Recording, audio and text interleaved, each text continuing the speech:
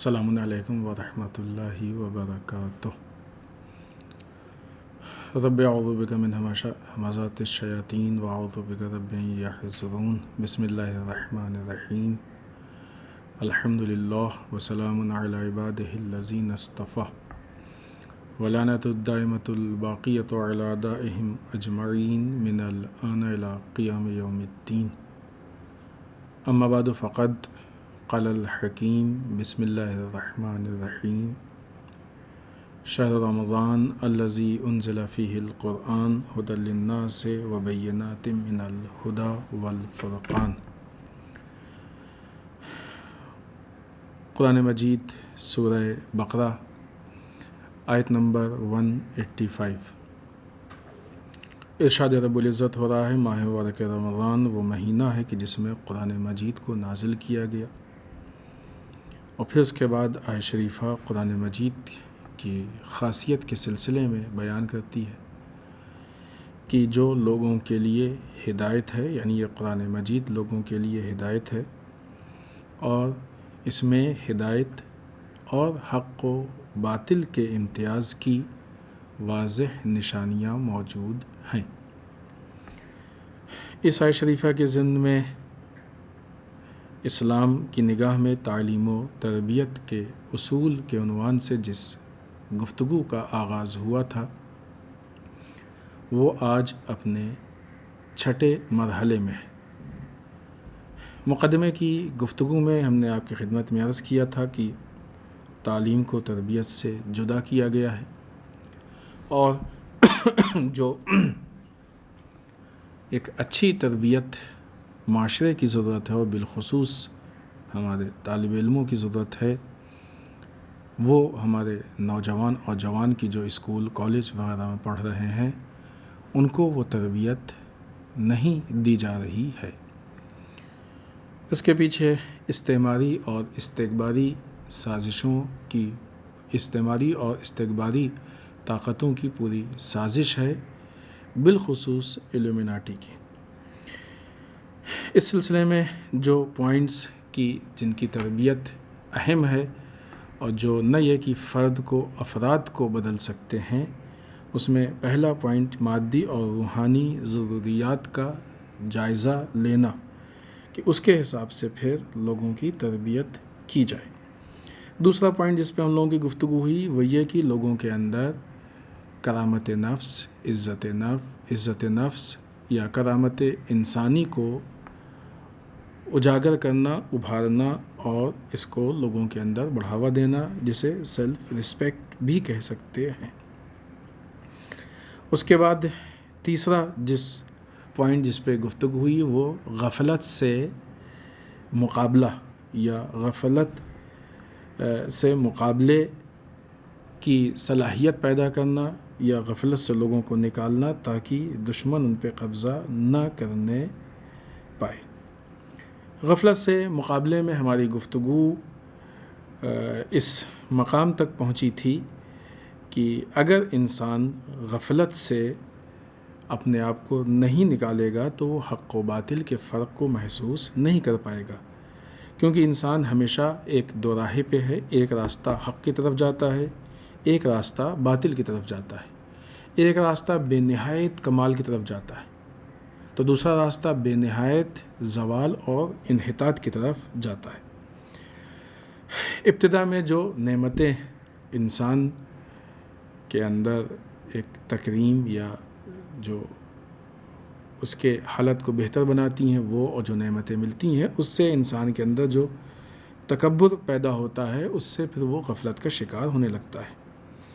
اللہ نے ہر انسان کو عزت دی ہے، لیکن اس عزت کے غلط استعمال سے کہیں وہ غافل نہ ہو جائے۔ تو بہرحال ہر صورت میں حق اور باطل میں دھوکہ ہے، صحیح و غلط میں دھوکہ ہے، انسان کی ضرورت ہے کہ نہیں ہے اس میں دھوکہ ہے، اور یہ دھوکہ انسان کو غافل کر کے ہوتا ہے۔ یہاں پہ ہم نے ہیومنسٹ کی بات کی تھی، ہیومنزم کی بات کی تھی، اور اس سلسلے میں تھوڑی سی گفتگو ہوئی تھی۔ قرآن مجید کی بعض آیات کو ہم نے پیش کیا تھا کہ جنہوں نے غفلت کے جو اثرات، نتائج یا اس کی طرف متوجہ کیا تھا، اور بہت واضح الفاظ میں قرآن مجید نے منع کیا تھا وَلَا تَكُن مِّنَ الْغَافِلِينَ، دیکھو خبردار غافلین میں سے مت ہو جانا۔ اور اس کے علاوہ بعض ایسی آیات تھیں کہ جنہوں نے اس مفاہیم کو بہت اچھے طریقے سے پیش کیا۔ دوسری چیز، ہمیشہ انسان کے اندر ایک طاقت ہے، انسان کے اندر ایک خواہش ہے۔ یہاں سے ہماری آج کی گفتگو شروع ہو رہی ہے۔ انسان کے اندر ایک خواہش ہے، ایک طاقت ہے، وہ یہ ہے کہ ہمیشہ انسان منفعت کو، فائدے کو ڈھونڈتا ہے۔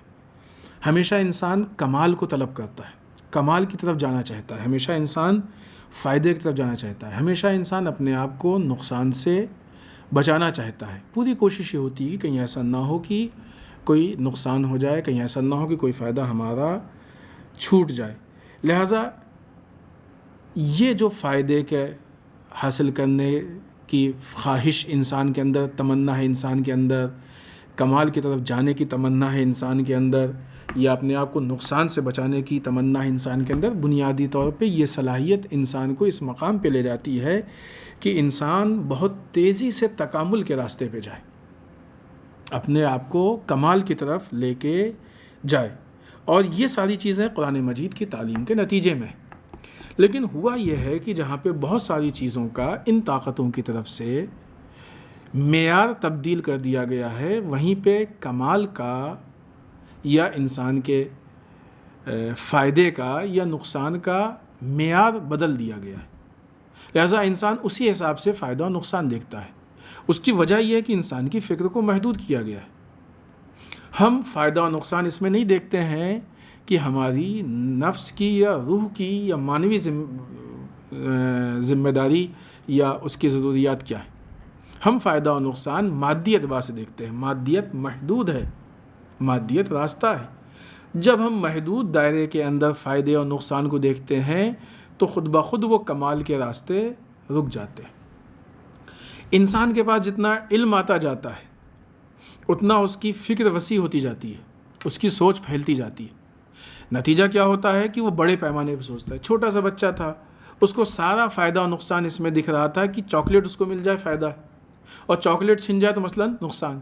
لہٰذا اگر ایک مثلاً 2 سال کا بچہ گلی میں ٹہل رہا ہے اور اس کے ہاتھ میں بالفرض سونا ہے، گولڈ ہے، آپ اس سے کہیے بیٹا یہ چاکلیٹ لے لو، وہ جو تمہارے ہاتھ میں سامان ہے ہم کو دے دو، تو بچہ کیا فائدہ اس کو لگے گا؟ یہ تو بہت فائدے کا سودا ہے، ہم کو چاکلیٹ مل رہی ہے۔ کیونکہ سونے کی اس کو ویلیو نہیں معلوم ہے، سونے کی اس کو قیمت نہیں معلوم، اس کو سونے کی معرفت نہیں ہے، لہٰذا بہت آسانی سے وہ سونے کو دے کے چاکلیٹ لے لے گا۔ لیکن اگر اس کے ہاتھ میں چاکلیٹ ہے اور اس سے چاکلیٹ مانگنا چاہیے تو چاکلیٹ نہیں دے گا۔ کیوں؟ اس لیے کہ اس کی فکر محدود ہے، ابھی اس کی فکر چاکلیٹ سے باہر نہیں نکل پائی ہے۔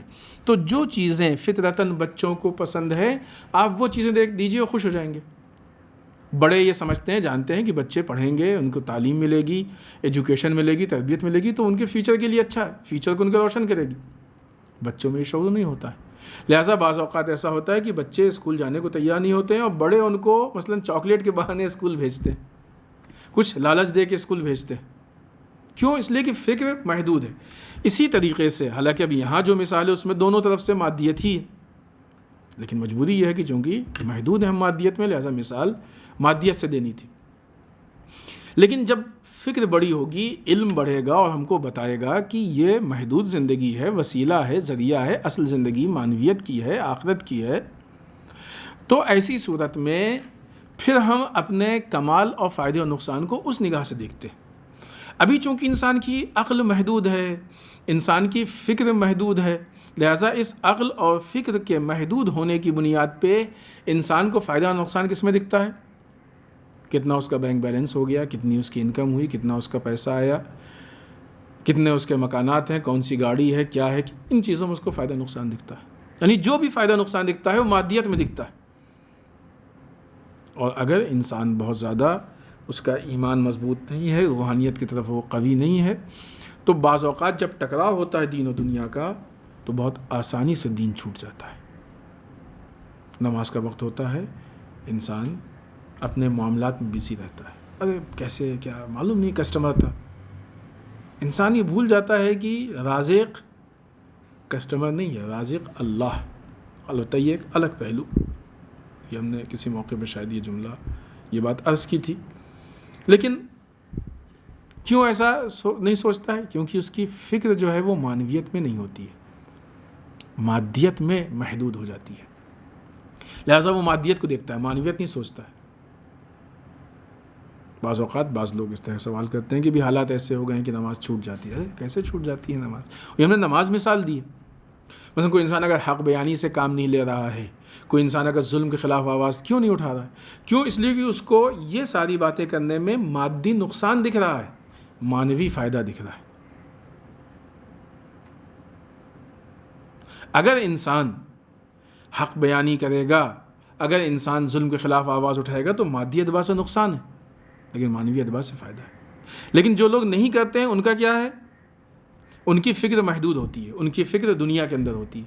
لہٰذا اب وہ یہ سوچتے ہیں کہ اگر ہم کسی کی حق بیانی کریں گے، کسی کے لیے ہم ظلم کے خلاف آواز اٹھائیں گے تو ایسی صورت میں جو دنیا کے ہم کو فائدے ملنے والے ہیں چھوٹ جائیں گے. یہ جو دنیا کے فائدے جب چھوٹ جائیں گے تو پھر مثلاً ہم کو کل جو ڈیل ہونی تھی وہ نہیں ہوگی اور فلاں سے میٹنگ ہونی تھی، تو یہ مادی نقصان ہو جائے گا. لیکن یہ انسان اس معنویت کی طرف نہیں دیکھ رہا کہ جو اس کو فائدہ ہے. لہٰذا پھر اس ٹائپ کے لوگ حق بیانی سے کام نہیں لیتے ہیں، ظلم کے خلاف آواز نہیں اٹھاتے. ہم سے کیا مطلب، ہو رہا ہے ہونے دو، ہم تو اپنے کام سے کام رکھے ہوئے ہیں. یہ لوگ غافل ہیں، حقیقت حال سے غافل ہیں. یہ لوگ اصل زندگی سے غافل ہیں. یہ لوگ اصل نظام اور اصل سسٹم سے غافل ہیں. یہ لوگ کیوں؟ اس لیے کہ یہ دنیاوی فائدے کو ترجیح دے رہے ہیں مانوی اور آخرت کے فائدے پہ، اخروی فائدے پہ. لہٰذا یہ غفلت کے نتیجے پہ ہے. چونکہ ہماری فکر محدود ہے، ہمارا علم محدود ہے، ہم محدود دائرے میں ساری چیزیں سوچ رہے ہیں. تو اصل بنیادی اعتبار سے انسان کمال تو چاہتا ہے، لیکن وہ کمال کیا ہے؟ ان لوگوں نے آ کے انسان کی فکر کو چینج کیا، کمال کے معیار کو بدل دیا. انسان کے پاس دولت ہے تو کمال فلاں، اور اسی اعتبار سے پھر وہ میڈیا کے سپورٹ کرتا ہے. اسی اعتبار سے پروگرامز ہوتے ہیں کہ مثلاً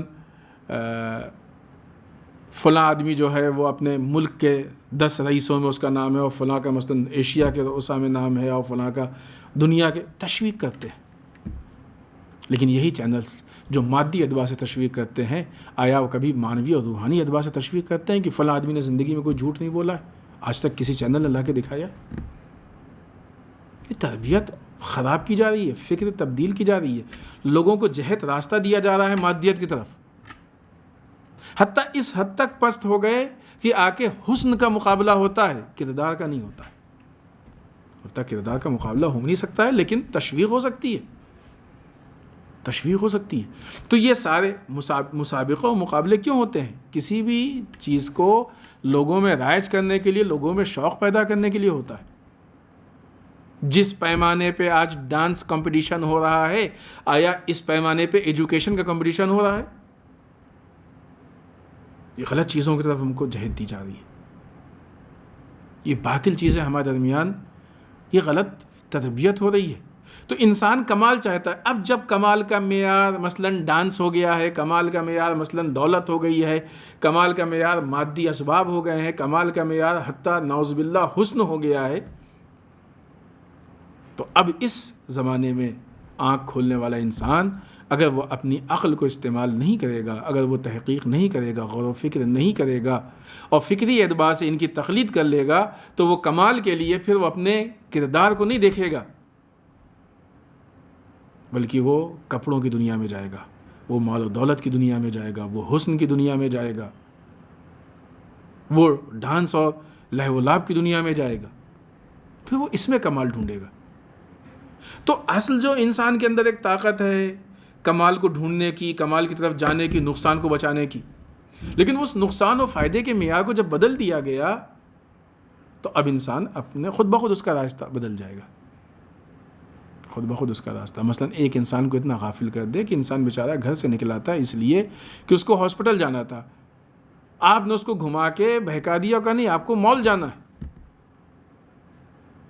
ہاسپٹل جانا کمال نہیں ہے، مال جانا کمال ہے. آپ کا علاج ہاسپٹل میں نہیں ہوگا، آپ کا علاج مثلاً مال میں ہوگا. تو ابھی تک اس کا کمال یہ تھا کہ وہ ہاسپٹل پہنچ جائے، اور ابھی بھی کمال وہی ہے کہ ہاسپٹل پہنچے، لیکن اس کو ایسا لگے گا کہ کمال یہ ہے کہ وہ مال پہنچ جائے۔ یہ بہکانے کا راستہ ہے، اور پھر ایسا بہکانے کے لیے ہر موڑ پہ شیطان کو اپنے نمائندوں کو بٹھانے کی ضرورت نہیں ہے۔ جب انسان کے ذہن سے اس کے مقصد کو چھین لیا جائے اور غلط مقصد فیڈ کر دیا جائے تو انسان خود ہی اپنے راستے کو چھوڑ دے گا، کیونکہ اس غلط مقصد کی طرف جائے گا، غلط مقصد کی طرف جو ہے وہ قدم اٹھائے گا وہ۔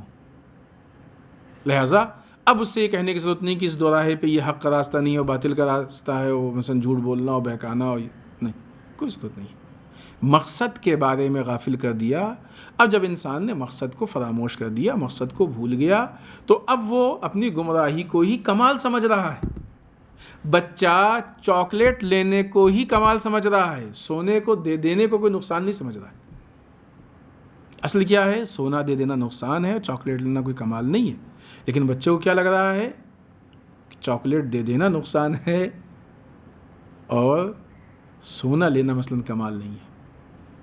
الٹا، ذہن الٹا کام کر رہا ہے۔ کیوں؟ اس لیے کہ فکر محدود ہے، علم محدود ہے۔ لہٰذا ہماری فکر اور علم کو، شروع میں بات ہوئی تھی نا کہ یہ لوگ شعور کو بلند نہیں ہونے دیتے ہیں، فکر کو منحرف کر دیتے ہیں، اس میں انحراف پیدا کر دیتے ہیں، علم کو محدود علم دیتے ہی نہیں۔ در واقع ایک مخصوص ٹریننگ کا پیکیج ہوتا ہے، لہٰذا اس میں یہ چیزیں ہوتی نہیں۔ پھر نتیجہ کیا ہوتا ہے کہ جب انسان اس نگاہ سے، وہ جو گھوڑے والی نگاہ ہے جس پہ کل بھی بات ہوئی تھی، جب اس نگاہ سے انسان دیکھتا ہے تو بہت محدود دیکھتا ہے، پھر اس کو واقعی جو کمال ہے وہ نہیں دکھتا ہے، پھر اس کو جو جھوٹ چیز لائی گئی ہے کمال کی جگہ پہ وہ دکھتی ہے۔ لیکن ہاں، اللہ نے ایسا نہیں ہے کہ ان چیزوں کا انتظام نہیں کیا ہے۔ قرآن مجید کی تعلیم میں یہ چیزیں موجود ہیں کہ جو انسانوں کو بتاتی ہیں کہ تمہارا کمال کس طرف ہے، زوال کس طرف ہے۔ سورہ بقرہ آیت نمبر 213، ارشاد رب العزت ہو رہا ہے، بسم اللہ الرحمن الرحیم، فبعث اللہ النبیین مبشرین و منذرین، بس اللہ نے مبعوث کیا انبیاء کو، کون سے؟ کہ جو بشارت دینے والے ہیں اور ڈرانے والے۔ اللہ نے بشارت دینے والے انبیاء کو مبعوث کیا اور ڈرانے والے انبیاء کو مبعوث کیا۔ ڈرانے والے تھوڑا سا منذرین کے معنی جو اردو میں جس معنی میں ڈرانے والے ہیں وہ تھوڑا سا فرق ہے، لیکن بہرحال اردو میں نزدیک ترین معنی وہی ہے۔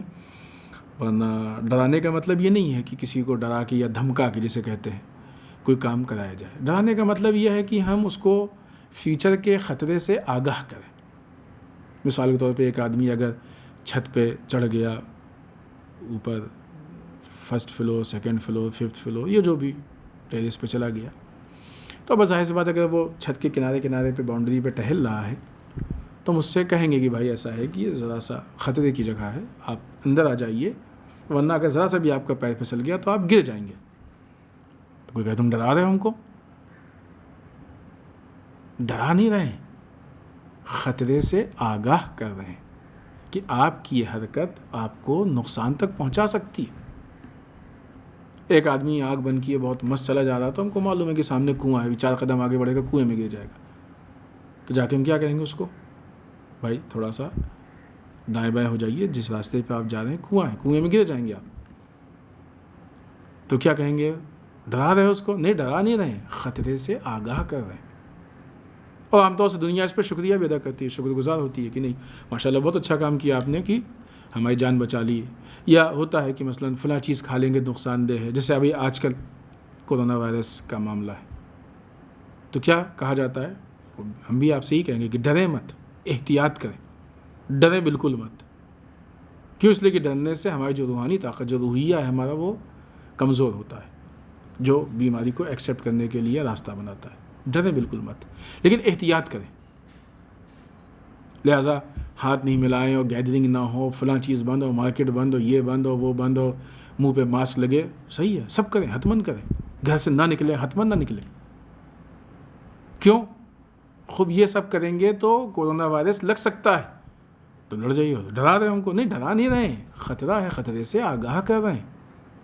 لہٰذا قرآن مجید بھی جو ڈرانے کی بات کرتا ہے، وہ ڈرانے کی بات کیا ہے؟ جو اس کام سے، جو غلط کام آپ کر رہے ہیں، اس کام سے جو خطرہ پایا جاتا ہے، ہم اس خطرے سے آگاہ کر رہے ہیں کہ یہ خطرہ آپ کو نقصان کی طرف لے کے جا رہا ہے۔ اس کے مقابلے میں بشارت یعنی آنے والی چیزوں کی، اچھی چیزوں کی خبر دینا، بشارت، کسی بھی فائدے کی خبر دینا، بشارت۔ تو بتایا جا رہا ہے آپ کو کہ اگر آپ اس راستے پہ چلیں گے تو آپ کمال تک جائیں گے۔ بچے سے کہا جاتا ہے کہ بیٹا دیکھو پڑھ لو، محنت سے پڑھو، پڑھ لو گے تو اچھے انسان بنو گے، نہیں پڑھو گے جاہل رہ جاؤ گے۔ تو کیا ہے؟ پڑھ لو گے اچھے انسان بن جاؤ گے، یہ بشارت ہے۔ نہیں پڑھو گے خراب انسان بن جاؤ گے، تو کیا ہے؟ یہ انذار ہے، منذرین کا کام ہے۔ تو یہ ڈرانا نہیں ہوا، یہ غلط جو خراب نتائج آنے والے ہیں ان سے آگاہ کرنا ہوا، ان کی طرف متوجہ کرنا ہوا۔ ہماری تربیت ایسی ہونی چاہیے کہ فیوچر میں جو آنے والے حالات ہیں اس کے لیے ہم اپنے بچوں کے لیے مبشر بھی ہوں، منذر بھی ہوں۔ انبیاء نے جو ہم کو بتایا ہے، جن چیزوں کی بشارت دی ہے، وہ ہم پہنچائیں ان تک، اپنی جوان و نوجوان نسل تک۔ اور جن چیزوں سے ڈرایا ہے، جن چیزوں کے نقصانات بیان کیے ہیں، ہم ان نقصانات سے ان کو متوجہ کریں کہ دیکھو یہ نقصانات کا تم شکار ہو سکتے ہو۔ لہٰذا یہاں پہ ڈرانا تربیت کا بہت اہم جز ہے۔ بشارت اور انذار دونوں تربیت کا خاص جز ہے۔ تربیت میں ہم کو مبشر بھی ہونا چاہیے اور نذیر بھی ہونا چاہیے۔ البتہ مبشر کے لفظ کو عام طور سے قرآن مجید نے پہلے استعمال کیا ہے، لہٰذا ہم پہلے بشارت کی بات کریں، پھر اس کے بعد لوگوں کو خطرات سے بتائیں۔ لہٰذا سورہ بقرہ نے کہا کہ اللہ نے بشارت دینے والے اور ڈرانے والے انبیاء بھیجے ہیں۔ تربیت کا خاص جز ہے، اہم جز ہے کہ بشارت بھی دی جائے اور ڈرایا بھی جائے۔ جب ہم بشارت دیں گے اور ڈرائیں گے تو یہ چیز جو ہے لوگوں کو غفلت سے نکالے گی۔ ایک انسان چاہتا ہے کہ بزنس کرے اور بزنس کے معاملے میں اس نے قدم رکھا ہے، آگے بڑھنا چاہتا ہے، تو اب وہ کسی جاننے والے سے پوچھ رہا ہے، جاننے والا اس کو بتانا چاہتا ہے، تو بتائے گا وہ کہ دیکھو بیٹا، دیکھو بھائی، میرے چھوٹے بھائی ہو، بیٹے جیسے ہو، جو بھی ہو، اگر تم اس راستے پہ جاؤ گے تو یہ تم کو مثلاً بہت بڑا بزنس مین بنا دے گا، تمہارا سرمایہ کئی گنا بڑھ جائے گا، یہ ہوگا وہ ہوگا۔ یہ کیا ہو گئی؟ بشارت۔ اور اگر تم اس راستے پہ جاؤ گے تو تمہارا نقصان ہو جائے گا، مال تمہارا ضائع ہو جائے گا، یہ ہوگا وہ ہوگا۔ یہ کیا ہو گئی؟ انذار۔ ابھی یہ انسان کہ جو ان چیزوں کے بارے میں نہیں جانتا تھا، اب تک غافل تھا، آنے والے نے بتا دیا تو کیا ہوا؟ اس کی غفلت ختم ہو گئی، اب یہ ہوش میں آ گیا۔ اب یہ وہ راستے کو اپنائے گا کہ جو راستہ اس کو کمال کی طرف لے کے جا رہا ہے، بزنس میں، زندگی کے میں نہیں۔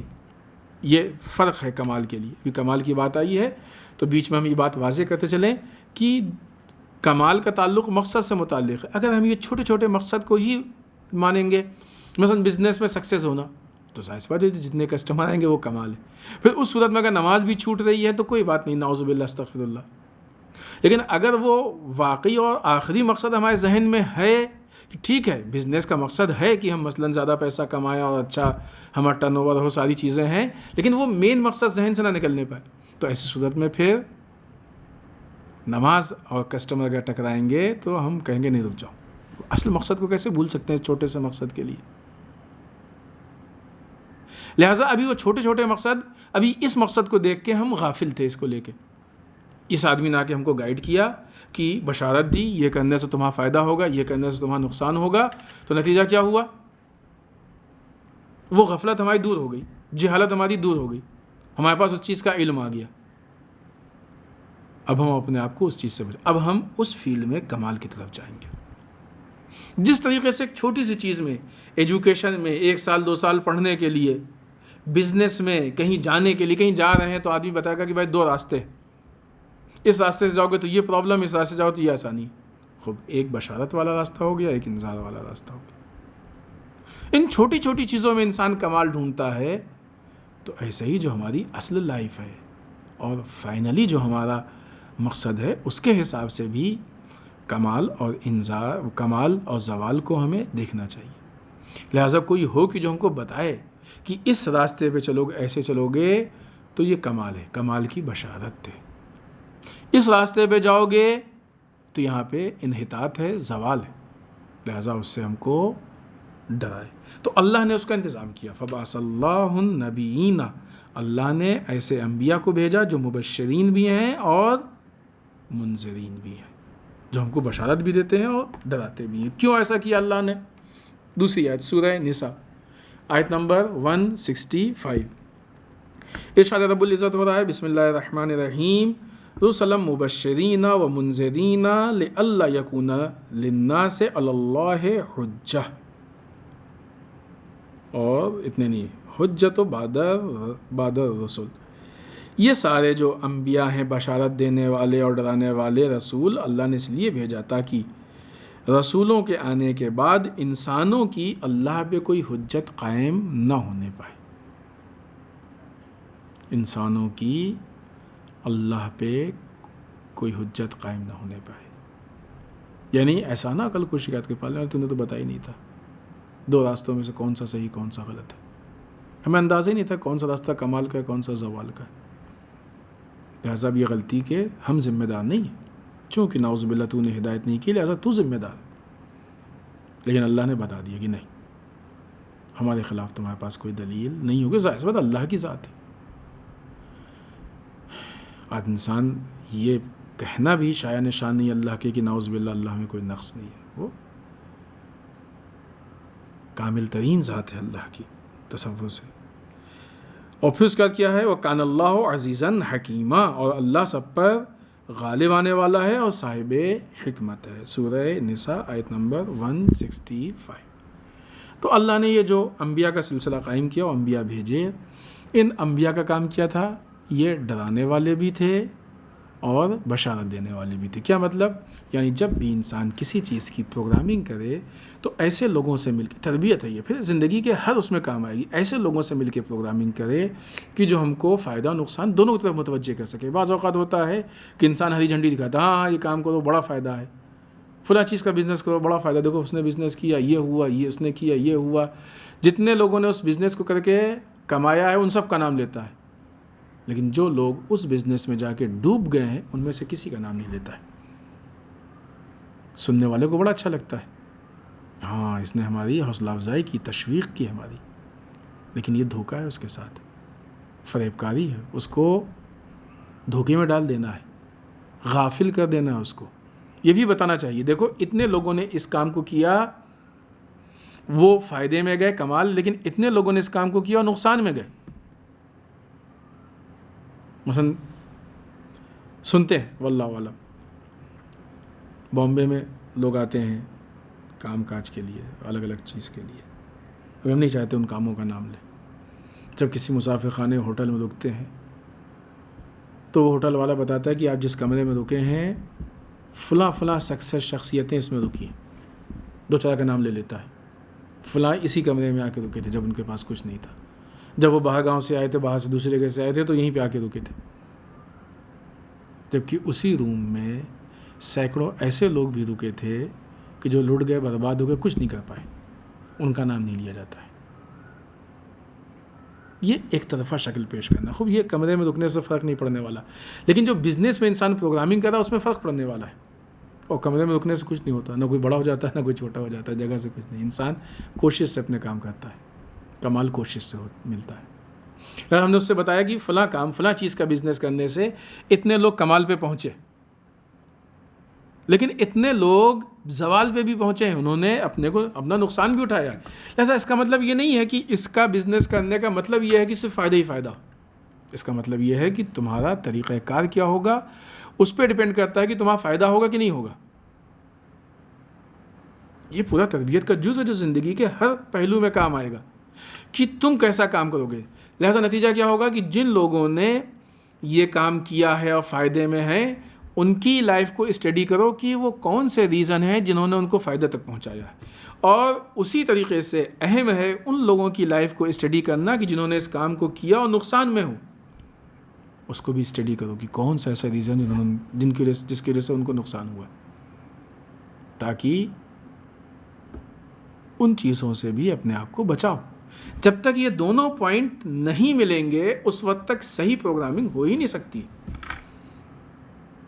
خوب یہ تربیت کا معاملہ صرف دین سے نہیں ہے. یہ اور بات ہے کہ دین سے ہٹ کے کوئی چیز ہی نہیں ہے، لیکن وہ جو ایک رخ دیا جاتا ہے دین کا کہ مثلاً یہ اس شکل کا دین ہے اور خالص نہیں. تربیت کا معاملہ ایسا ہے کہ جو زندگی کے ہر لمحے میں کام آئے گا. لہٰذا اگر ہم غفلت سے نہیں نکالیں گے تو یہ ہر چیز میں غافل رہے گا. لیکن اسی طریقے سے دین بھی ہے. ہم لوگوں کو اس چیز پہ غور و فکر کرنا چاہیے. ائمہ اطہار علیہ الصلوۃ والسلام کی زندگی اتنی سکسیس کیوں تھی؟ تحقیق کریں، اس پہ ریسرچ کریں، اسٹڈی کریں. وہ اصحاب علیہ الصلوۃ والسلام کی جو اصحاب باوفا تھے اور کمال حاصل کیا، کون سا کمال، کون سی چیز ان کے یہاں پائی جاتی جو ان کو کمال پہ لے گئی؟ لیکن اسی کے مقابلے میں وہ افراد، وہ اصحاب کہ جو زوال کی طرف گئے، وہ کون سی چیز تھی جو ان کو زوال کی طرف لے گئی؟ کس چیز نے یزید کو یزید بنایا؟ کس چیز نے شمر کو شمر بنایا؟ کس چیز نے فرعون کو فرعون بنایا؟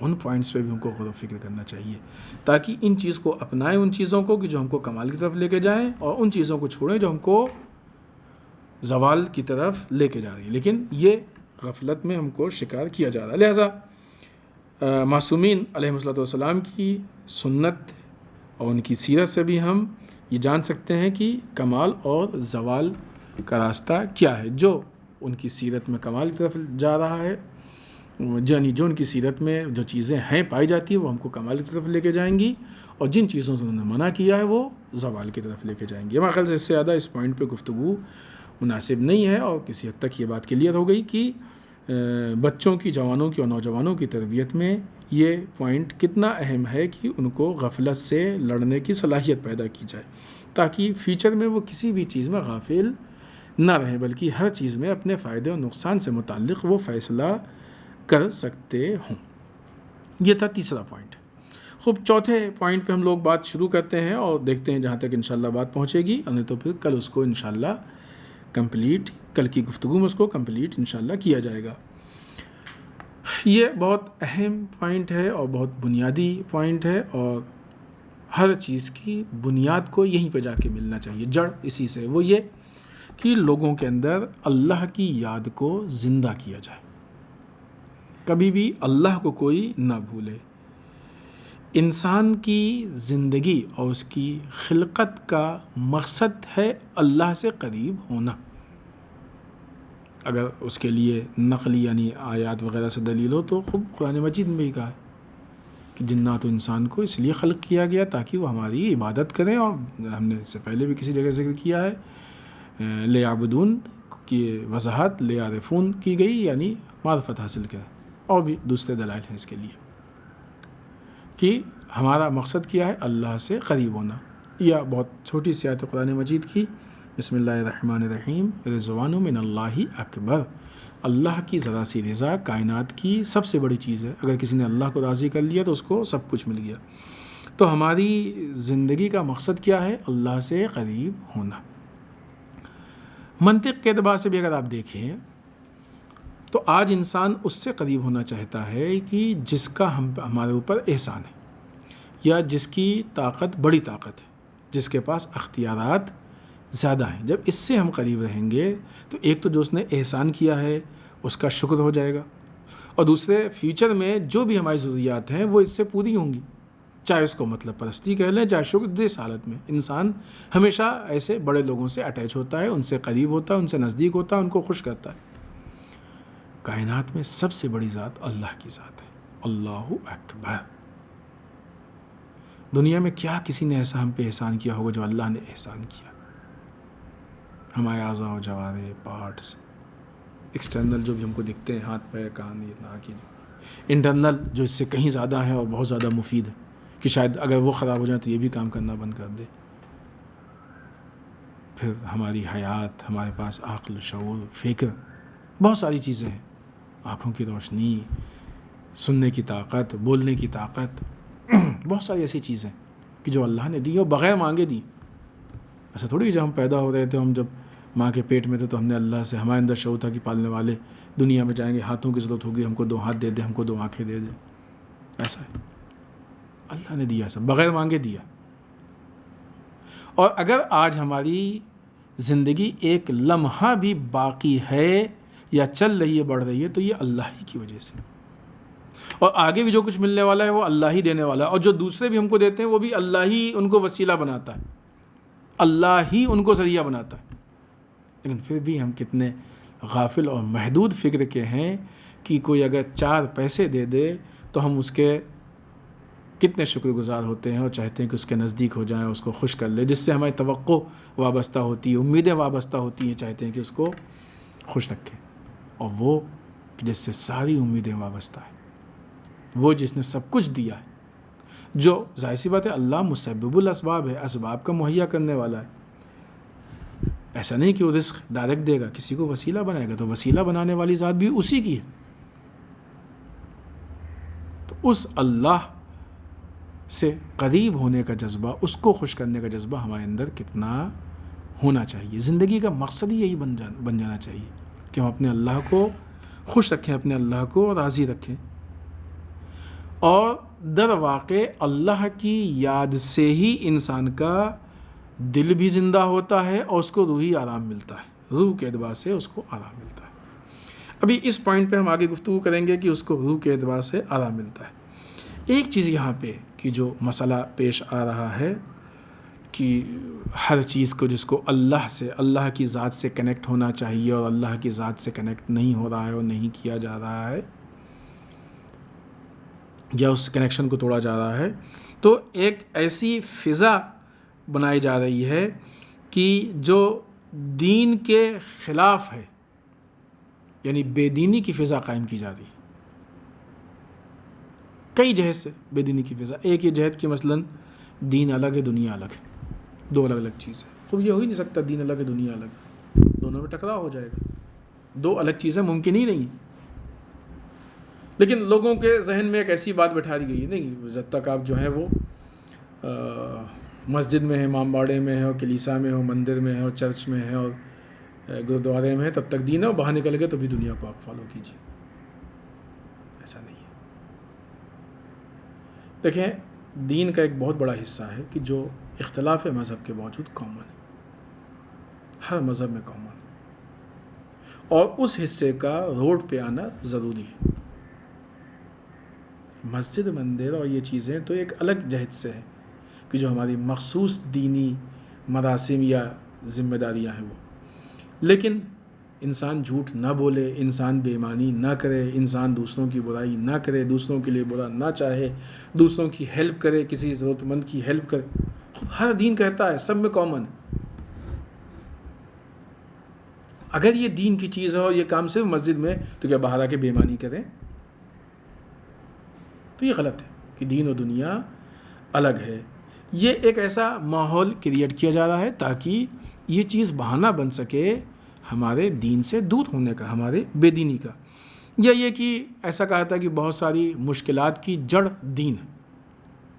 پھر مثال دی جاتی ہے کہ مثلا جیسے داعش، IS، جیسے دیکھیں ابھی ہندو مسلم ہندوستان میں، غلط ہے یہ۔ آج جو ہندوستان میں ہندو مسلم کی پرابلم ہے، اس کی وجہ دین نہیں ہے۔ اس کی وجہ یہ ہے کہ مثلا آج ہماری ایک سیاسی پارٹی BJP جیسی پارٹی نے اپنی اقتدار اور کرسی کو حاصل کرنے کے لیے دین کو استعمال کیا ہے، دین کو یوز کیا۔ یہ وہی کام ہے سیم جو یزید نے کیا تھا۔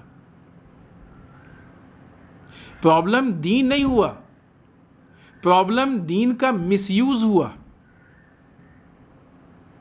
اور جو لوگ آج مذہب کی بنیاد پہ قتل عام کرنے کی کوشش کر رہے ہیں اور ہنگامہ کرنے کی کوشش کر رہے ہیں، حتیٰ اگر وہ ہمارے ہندو بھائی بھی ہیں تو ہم ان سے پوچھیں کہ تم نے ہندو مذہب کتنا پڑھا، یا جتنے لوگ ٹھیکیدار بنے ہوئے ہیں اور مذہب کی بنیاد پہ یہ سارے نفرت پھیلا رہے ہیں، اصل انہوں نے دین پڑھا ہی نہیں ہوگا۔ دین کے بارے میں ٹھیک اسی طرح جس طریقے سے مسلمانوں میں یہ IS اور داعش وجود میں آئے تھے، ان کو کیا معلوم تھا دین کے بارے میں؟ کچھ نہیں معلوم تھا۔ دین کا استعمال ہو رہا تھا تاکہ کچھ اقتدار طلب لوگ اپنے اقتدار تک پہنچ جائیں۔ تو پرابلم کیا ہوئی؟ پرابلم دین نہیں ہوا، پرابلم دین کا مس یوز ہوا، غلط استعمال ہوا۔ مثال دے ایک اور بات تھوڑا سا اور واضح ہو۔ آج جتنے بھی جھگڑے ہو رہے ہیں، لڑائی ہو رہی ہے، جو بھی اس طرح کے فزیکل، تو اس میں استعمال تو اسلحہ ہی ہوتا ہے نا، بندوق، چاقو، یہ ساری چیزیں. تو آپ کہہ دیجئے کہ یہ غلط چیز ہے، سارا جھگڑا اس کی وجہ سے، اور ہے بھی کافی حد تک ذمہ دار. تو ہر آدمی کہے گا نہیں، پرابلم اسلحے کی نہیں ہے، پرابلم ہاتھ کی ہے. اگر اسلحہ صحیح ہاتھوں میں ہوگا تو غلط کو مارے گا، غلط ہاتھوں میں ہوگا تو صحیح کو مارے گا. تو مسئلہ تھوڑی چھوڑ سکتے ہیں. یہی چیز ہے دین کی. دین صحیح ہاتھوں میں ہوگا تو معاشرے سے برائی کو ختم کرے گا، برے ہاتھوں میں ہوگا تو اچھے لوگوں کے خلاف لڑے گا، اچھائی کو ختم کرنے کی کوشش کرے گا. آج جو ہندوستان کے ماحول ہے، یہ صرف دین کا استعمال ہے، ورنہ کتنے دیندار ہیں یہ لوگ، اور کہاں تک آپ دیکھیں اتنا جھوٹ بولتے ہیں، مکاری کرتے ہیں، عیاری کرتے ہیں، فریب کاری کرتے ہیں، لوگوں کو دھوکہ دیتے ہیں، کتنا کرپشن ہو رہا ہے، کتنا پیسہ ادھر سے ادھر ہو رہا ہے. کون سا دین یہ کہتا ہے؟ تو یہ جو لوگ کہتے ہیں کہ دین کی وجہ سے پرابلمس ہوتی ہیں، دین میں مشکلات ہوتی ہیں، دین سے جھگڑا ہوتا ہے، یہ وہی جو بنیادی اعتبار سے استعماری طاقتیں ہیں، کیونکہ ان کے دین میں پرابلم ہے. ابھی وہ بات آئے گی انشاءاللہ.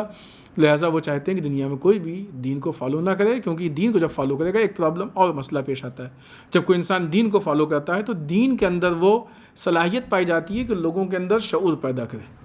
دین لوگوں کو اچھی فکر دیتا ہے، دین لوگوں کی آنکھوں کو کھولتا ہے، ان میں بصیرت پیدا کرتا ہے، دین لوگوں کو غفلت سے دور کرتا ہے. لہٰذا ان کو معلوم ہے کہ جب دین ان کو لوگوں کو بچانے کا کام کر رہا ہے تو ان کو دین سے دور کر دو. مثال کے طور پہ جب کسی لڑکے کو، جوان کو بہکاتا ہے کوئی، مثلا سگریٹ کا آفر کیا ہوتا ہے نا جوان آپس میں ایک دوسرے کو، تو کیا کہتے ہیں لوگ؟ اپنے اماں ابا سے مت بتانا، کیونکہ معلوم ہے کہ وہ اماں ابا برائی سے اس کو بچا لیں گے، برائی سے اس کو بچا لیں گے. تو جب تک وہ اس کو اماں ابا سے دور نہیں کرے گا، اس وقت تک سگریٹ کا عادی نہیں بنا سکتا ہے، اس وقت تک ڈرنک کا عادی نہیں بنا سکتا، اس وقت تک خرابیوں برائیوں کا عادی نہیں بنا سکتا ہے. اسی طریقے سے جو عام لوگ ہیں، عوام ہیں، دین ان کو بچانے کا کام کر رہا ہے، دین ان کے سامنے شیلڈ کا کام کر رہا ہے. جب تک لوگوں کو دین سے دور نہیں کیا جائے گا، اس وقت تک ان کو غافل نہیں کیا جا سکتا ہے، ان کو گمراہ نہیں کیا جا سکتا ہے، ان کا مس یوز، ان کا استحصال، ان کا غلط استعمال نہیں کیا جا سکتا ہے. لہٰذا جو لوگ چاہتے ہیں کہ عوام کا مس یوز، غلط استعمال کریں، وہ ان کو دین سے الگ کرنا چاہتے ہیں. وہ دین سے الگ کرنے کے لیے یہ باطل فکر ان کے ذہن میں ڈالتے ہیں کہ دیکھو دین کی وجہ سے جھگڑا ہو رہا ہے، دین کی وجہ سے یہ پرابلم ہے، دین کی وجہ سے. نادان ہیں وہ لوگ جو یہ کہتے ہیں کہ دین کی وجہ سے پرابلم ہے. احمق ہیں وہ لوگ جو کہتے ہیں کہ دین کی وجہ سے پرابلم ہے. انہوں نے دین کو سمجھنے کی کوشش نہیں کی، اسٹڈی نہیں کی انہوں نے. دین مشکلات کے حل کا نام ہے، نہ کہ مشکلات کو پیدا کرنے کا نام ہے. مشکلات کو پیدا یزید قسم کے لوگ کرتے ہیں جو دین کا غلط استعمال کرتے ہیں، اور آج بھی ہے وہ کردار ہمارے یہاں. آج بھی وہ افراد موجود ہیں جو دین کا استعمال کرتے ہیں. کوئی بھی لڑائی، اختلاف، جھگڑا جو بڑے پیمانے پہ ہو خود بخود نہیں ہوتا ہے، کرایا جاتا ہے. سب کو معلوم ہے کتنے ایسے جھگڑے ہیں جو سیاسی پارٹیاں کراتی ہیں، ہوتے ہیں جھگڑے، کرائے جاتے ہیں. دین تھوڑی کراتا ہے، یہ لوگ کراتے ہیں. ہاں، اب اگر کوئی دین کا لباس پہن کے غلط کام کر رہا ہے تو لباس کسی کو دیندار نہیں بناتا ہے، کردار دیندار بناتا ہے. اس کے یہاں اگر پرفیکٹ کردار نہیں تو دیندار نہیں ہے. لباس سے انسان دیندار تھوڑی ہوتا ہے. نیتا لوگ سب سفید لباس پہنتے ہیں، لیکن آیا ان کا کردار اتنے سفید ہے؟ لباس سے تھوڑی کسی فرق پڑنے والا ہے. آدمی کو اس کے کردار سے پہچاننا چاہیے. ایک مسئلہ جو دین کو لے کے پیدا کیا گیا اور یوں اس کے بعد ایک سیکولر ہونے کی جو ہوا چلی ہے، پوری اس کی ڈیٹیل ہے، تفصیل ہے. ابھی ہم یہاں پہ اس تفصیل کو پیش نہیں کرنا چاہتے ہیں کیونکہ ابھی وقت بھی ہمارا ختم ہو رہا ہے اور ہمارے موضوع میں پوری تفصیل ہے بھی نہیں. لیکن یہ باتیں صرف اس لیے کر رہے ہیں کہ بیسک اعتبار سے سب کو اللہ سے جڑنا چاہیے. اور یہ جو بے دینی والی فضا ہے یہ الگ کر رہی ہے. ابھی وہ کیوں، اس کو کیسے یہ انشاءاللہ آگے بیان کریں گے. آج شاید نہ پہنچ پائیں، کل انشاءاللہ ہم اس کی گفتگو کو آپ کے سامنے رکھیں گے. ایک مسئلہ جو بہت زیادہ پیش آیا اور ابھی فیشن میں ہو گیا، ہم تو سیکولر ہیں، آرام سے ہر آدمی کہہ دیتا ہے. کیوں سیکولر؟ یہ سیکولرزم کا وجود کہاں سے آیا؟ کیوں اس کو وجود میں لایا گیا؟ پہلے، یہ قرون وسطیٰ کی تقریباً بات ہے، کہ اس وقت تک کلیسا ہی حکومت کرتا تھا. کیا بویا جائے گا فصل میں، کیا بزنس ہوگی، سارے فیصلے کلیسا میں ہوتے تھے. ہمارے عیسائی برادران کی دین کو لے کے دو پرابلم ہیں. ایک پرابلم یہ ہے کہ انہوں نے اپنے دین کو اپڈیٹ نہیں کیا. حضرت عیسیٰ علیہ السلام والا نبی السلام ان کے بعد رسول اللہ صلی اللہ علیہ وسلم آئے. جناب عیسیٰ نے ان کی پیشین گوئی کی تھی. لہٰذا اگر یہ لوگ اپنے کو اپ گریڈ کر کے رسول پہ آ گئے ہوتے تو یہ آج اپڈیٹڈ ہوتے، پھر ان کو مشکل نہیں آتی. ایک دوسرے جناب عیسیٰ بھی جس کو لے کے آئے تھے انہوں نے اس میں کافی تحریف کی، بہت چینجز کیے. نتیجہ یہ ہوا کہ وہ بھی ان کے پاس ایک تو آؤٹ ڈیٹڈ ہو گیا، دوسرے پیورٹی نہیں رہی اس میں. نتیجہ کیا ہوا کہ وہ سسٹم ان کا زمانے کے ساتھ نہیں چل سکا، وہ سسٹم ان کا معاشرے کے ساتھ نہیں چل سکا. پرابلمس پیدا ہونے لگی. جب پرابلمس پیدا ہوئی تو پھر یہ پوری تفصیل جو ہم آپ کو شارٹ میں بتا رہے ہیں، تب ان لوگوں نے بیٹھ کے آپس میں طے کیا کہ یہاں سے دین اور سیاست کو الگ کر دیں گے. دین کلیسا میں محدود رہے گا، سیاست جو ہے وہ حکومت چلائے گی. کیوں ایسا کیا؟ کیونکہ ان کا دین ناقص تھا. ایک آدمی لنگڑا کے اس لیے چل رہا ہے کہ اس کے ایک پیر میں پرابلم ہے، تو اس کا مطلب یہ تھوڑی ہے کہ جس کے دونوں پیر سالم ہیں وہ بھی لنگڑا کے چلنے لگے. ان کے دین میں پرابلم ہے نا، تو ان کا دین و دنیا الگ ہو. ہمارے دین میں تو پرابلم نہیں ہے. ہمارے دین کا، ہمارے مذہبی سسٹم کا مزاج یہ ہے کہ آج پوری دنیا ایک جٹ ہو کے، چاہے وہ امریکہ ہو، چاہے اسرائیل ہو، یہ استعماری طاقتوں کے جو دوسرے ممالک ہیں وہ ہیں، ایلومیناٹی، یہ سب مل کے ہمارا جو سسٹم ہے، ہمارا ملک ہندوستان ہے، لیکن جو ہمارا اسلام کا سسٹم ہے وہ ایران میں ہے. اس سسٹم کے خلاف سب لوگ لڑ رہے ہیں. آج خود اسی کورونا وائرس میں دیکھ لیجئے کہ کورونا وائرس سے سب سے پر امن اور اچھے طریقے سے کون لڑ رہا ہے؟ ہمارے پاس کمپلیٹ سسٹم ہے. اب دین جو ہے وہ دنیا کے ساتھ نہیں چل سکتا. نہیں، اس وقت دین دنیا کے آگے چل رہا ہے. دین آج دنیا کو آپ دیکھیں، انسانیت کے اعتبار سے دیکھیں کہ جب یہ وائرس کی ہوا آئی اور ایران میں بہت تیزی سے پھیلا تو وہ یو ایس، وہ امریکہ کی جو اس کے پہلے جانے کتنے سینکشن ایران پہ لگا چکا تھا، اس نے پھر سینکشن میں اضافہ کیا اور کر کے بتایا کہ اس کے اندر ذرا سی بھی انسانیت نہیں پائی جاتی ہے. نہایت ذلیل ترین مزاج کی پولیٹکس ہیں کیا. اس کے مقابلے میں ایران نے جب ٹیسٹ کٹ تیار کی، جو کہ وہاں آج ٹیسٹ کٹ کے لیے پرابلم ہے پوری دنیا میں. ایران میں اتنی ہے کہ دوسروں کو بھیج رہا ہے. جب اس نے تیار کی تو اس نے واسطے سے، ذریعے سے امریکہ کو بھیجا اور بھیج کے بتانا یہ چاہا کہ ہم کو تمہاری باطل سیاست سے پرابلم ہے، لیکن تمہاری عوام سے ہم کو وہی دوستی ہے جو ایک انسان کو دوسرے انسان سے ہونی چاہیے. کون ترقی یافتہ ہوا؟ پرابلم کس میں ہوئی؟ دین میں پرابلم ہے؟ نہیں، دین تو پر امن ہے. اس نے امن کے لیے ہاتھ بڑھا دیا. آج اس چیز کو لے کے جو ایجادات ایران میں ہوئی ہیں، پتہ ہے آپ کہاں ہوئی؟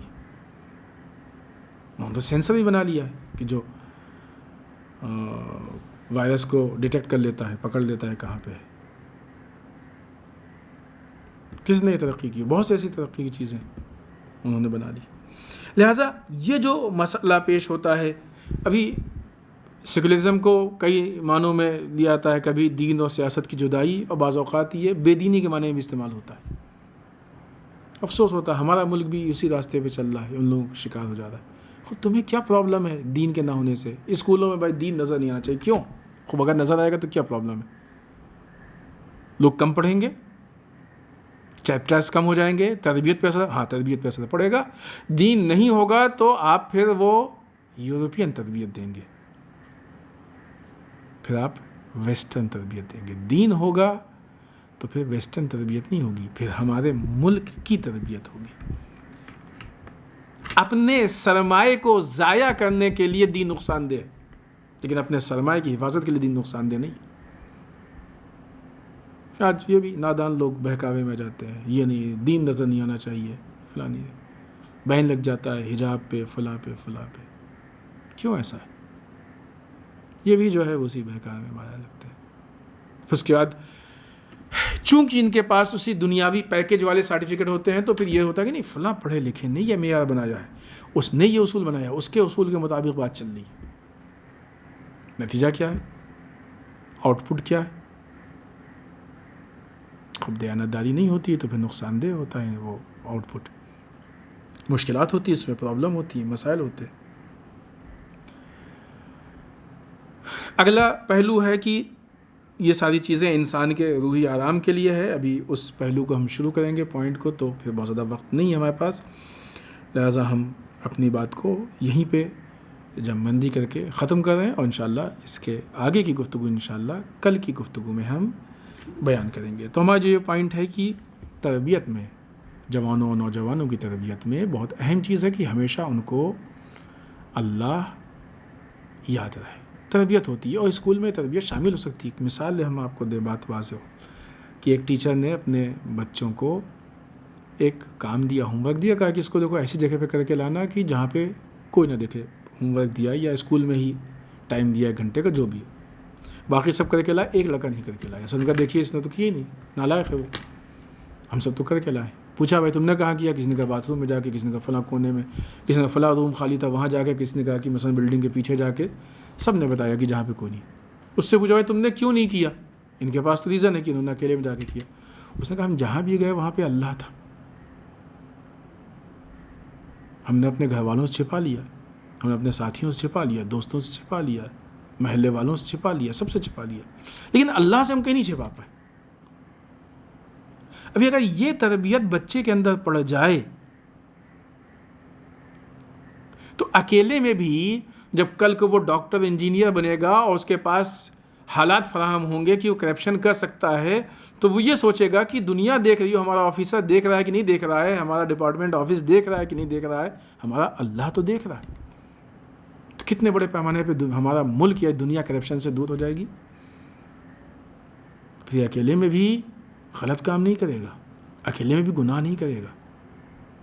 تربیت ضروری نہیں کہ تربیت جو ہے وہ سلیبس اور چیپٹر نہیں، تو ابھی تو یہ پوائنٹس ہیں کہ یہ ہونے چاہیے.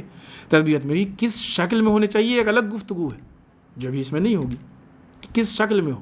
لہٰذا اگر بچوں کے ذہن میں یہ بات ابھی سے پڑ جائے کہ تم جہاں بھی جاؤ کبھی بھی اپنے کو تنہا مت محسوس کرنا، کیونکہ آج کی دنیا میں بہت سارے جرائم، بہت سارے گناہ، بہت سارے پرابلمس تبھی پیدا ہوتے ہیں جب تنہائی پیدا ہوتی ہے. خاص کر کے اسمارٹ فون جو بہت ساری خرابیوں کا منبع، سرچشمہ یا ذریعہ و وسیلہ ہے.